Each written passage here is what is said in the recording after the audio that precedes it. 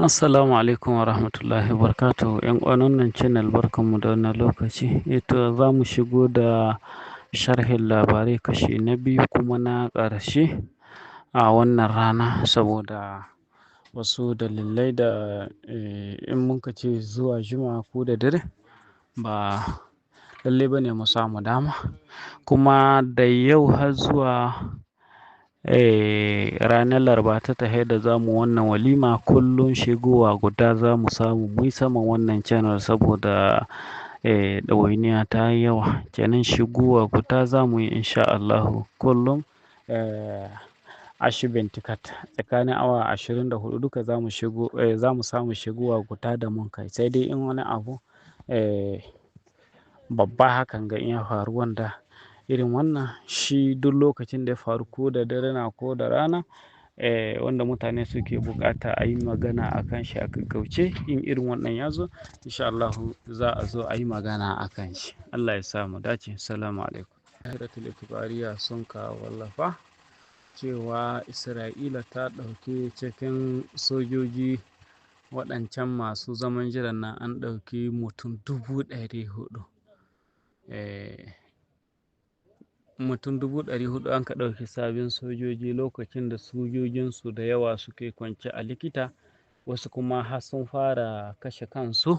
saboda tsananin yaƙi da kuma firgici da suke fuskanta. Saboda in kuna tuna sojojin Isra'ila tun lokacin yaƙi da Hamas ɗin nan har yanzu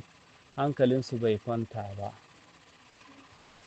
Reuters sun ka ruwaito da Al-Qahidatul Ikbariya sun ka ce daga wani jagora na Hezbollah ya tabbatar da cewa sanuqatilu liman ijeshil ihtilali min iqamati mantiqatu azlatu fi junubi Lebanon, cewa suna yaƙi ne saboda hana masojojin mamaya su samu wurin zama wurare da mutane sun ka ƙere sun ka bari kudancin Lebanon ɗin nan.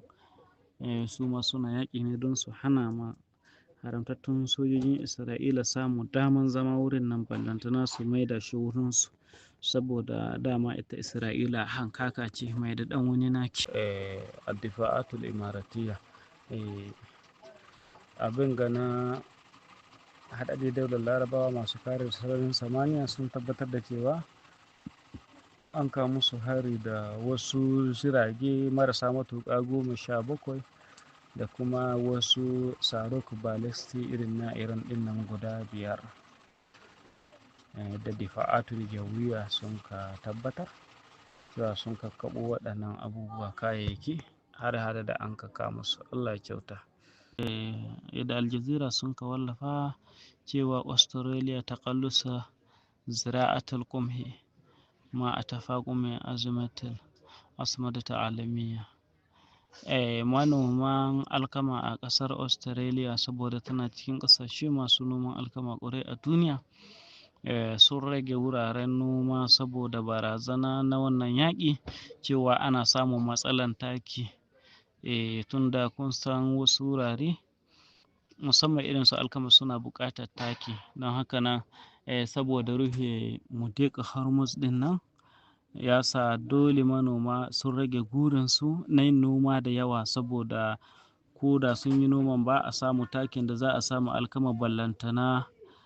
ta yi, wanda wannan yana cikin abubuwa masu iya kama duniya bi ma'ana barazana ta yunwa. Wannan shine Muhammad Baqir Zulqadar, shine an ka naɗa aminan limajalisil amnil ƙaumi Irani Khalfa Larjani. Bayan Ali Larjani babban sakatare na abin na tsaro na koli na Iran ya rasu bayan hare-hare na da Isra'ila sun ka kai a sati da ya gabata. Yau an naɗa wannan a matsayin sabon shugaba wanda babban jagora ne, ɗan Sankantikat ne. Ya yi karatu mai zurfi, har doktora ya yi musamman akan abin da danganci tattalin arziki da kuma abin ga ya riƙe kuma manya-manyan wurare musamman ya zama mataimaki na kaza, mataimaki cikin hukuma ta kaza, manya-manya kuma yana cikin mutane masu ra'ayin riƙau, masu tsatstsauran ra'ayi ɗinnan na Iran, waɗanda masu ra'ayin sai dai a kashe tsohuwa akan akushin Daudauta ɗinnan shina cikinsu a gurguje. Wani jirgin soja irin jiragen soja masu ɗaukan abin gannan, masu ɗaukan kaya da yawa ɗinnan, wani jirgin sojan ƙasar Colombia yadda Al Jazeera sun ka wallafa ya faɗo yana ɗauke da mutum 25, wanda wannan jirgi ya faɗi ne kusan iyakar ƙasar da Ecuador,